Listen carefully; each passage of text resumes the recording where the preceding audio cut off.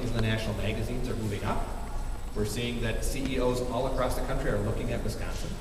We're seeing that employers across our state, hopefully, once we get past what happened this summer with the debt debate, there actually was a pretty significant impact on our state budget as far as our revenues and jobs being created, because there was that uncertainty in the market. People said, my goodness, we have these 2 years of Obama regulations. What happens if that's the direction they're going in with even more? So I think everybody was pulled back in. I saw that in my own business. Now, I hope that we're going to see an opportunity to unleash the power of the free market. We're going to have that debate all fall.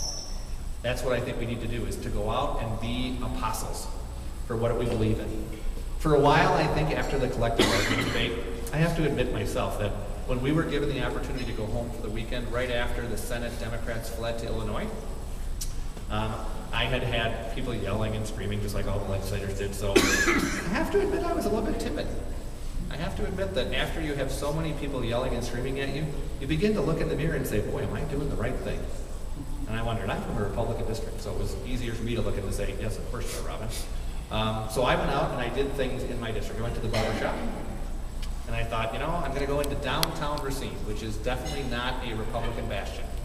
So I went to downtown Racine to this barber shop, and I sat in the chair and I talked to people. I was there for about maybe an hour and 20 minutes as I got my haircut and stayed afterwards. And each individual that I talked to told me their own story. Architect, who literally took a 50% cut in pay but was happy to have a job. A retired individual whose daughter and kids had to move in with him because she lost her job. Somebody else who had to take no contributions to their 401k and had to have half of the cost of their health insurance, which was fully paid by their employer, now paid by them. So real world stories that kind of gave me the courage to say, you know what, we are doing the right thing. And luckily, that's what everybody all around the state, outside certain pockets of Dane County and Milwaukee, heard from their constituents and they went home too. And that's why no matter how many protesters there were, no matter how many people banged on drums or yelled and screamed or blew horns in our ears, it didn't really matter because the people back home knew we were doing the right thing. And I think that's why they're so frustrated. It's why usually, no matter where I go in downtown Madison, they send protesters to follow me. Now, I gotta tell you, when I got elected, you know, you get elected in the legislature and you're kind of thinking, no, I am important. I am somebody. That's what you kind of think, you know, when you're involved in government. So I went for years before people in Madison knew who I was. I could go into any bar, I could go to any restaurant, and nobody would say hello to me. And I thought, you know, I wish more people would know who I was. That was, be careful what you wish for. Because now, unfortunately, no matter where I go, I was walking up the steps of the Capitol just Thursday, and when I hear the phrase, "Are you Robin Voss?" I used to look in the mirror and go, yes, I am. Now, trust me, I look and I say, yes, I am. Because usually it means somebody's going to yell or scream. But even in Madison on Thursday, I had one person who said I'm a moderate Republican. I wasn't so sure about the direction Governor Walker was going, but I think you guys did the right thing. And I had somebody else, while I was standing there, who works for the DNR, tell me that they don't vote for Republicans, don't really agree with what we did, but appreciate the fact that we didn't leave the state, and also that we had civility to try to at least listen and have a debate as best we could. So even in Dane County, the heart of the opposition, I would say, I think the message is getting through. It's probably going to take people here because they have a thicker skull a while longer to absorb all the facts.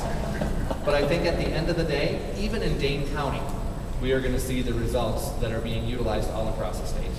So knowing that, we are heading into tough times. We went through the recalls. I think that it is entirely possible that the signatures, especially against Governor Walker, will start.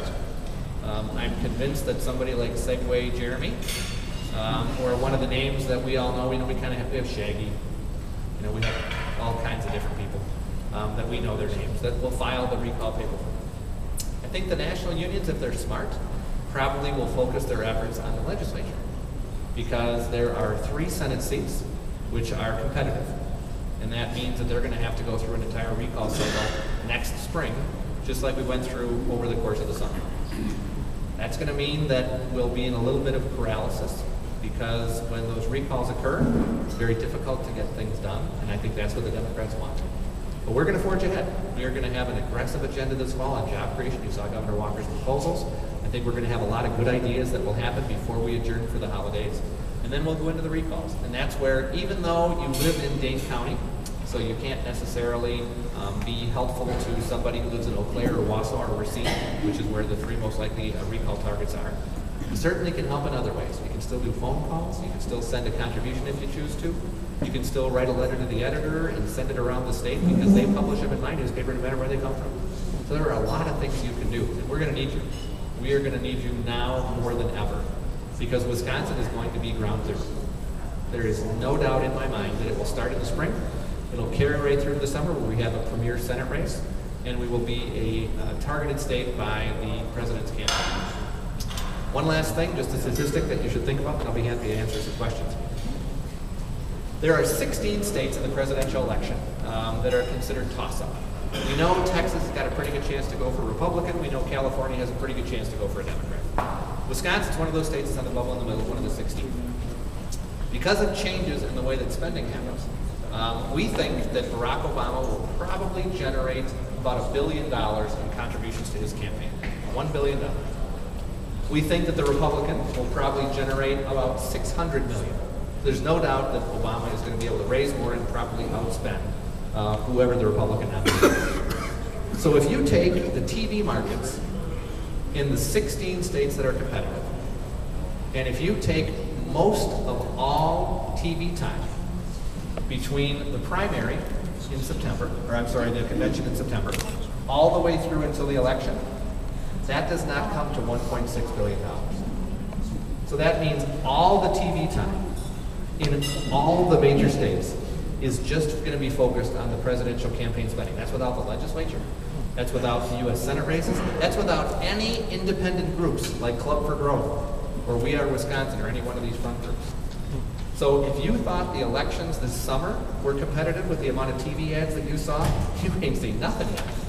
This presidential race is going to be intense, which is why grassroots activists on the ground, like what most of us are going to be able to make the difference because there is going to be a flood of money. And after a while, it's the one-on-one contacts that really make the difference. And I'm sure you already have been told this many, many, many times. Dane County is one of those that produces the highest number of votes for Republicans in a statewide race because you have so many people. So winning one or two at a time might not feel like much when you're in a sea of blue, but it certainly makes a difference when you look at how Wisconsin goes as a whole. So that's why I'm here tonight, to say thank you in advance, because I have no doubt that all of you will be fighting the good fight, and that you will watch those of us in the legislature as we attempt to do it on your behalf this fall, and we hopefully campaign in our new districts through reapportionment throughout the course of the entire next year, and then come back with another Republican majority in 2013 to finish the job we started this session. So I'd be happy to answer a few questions.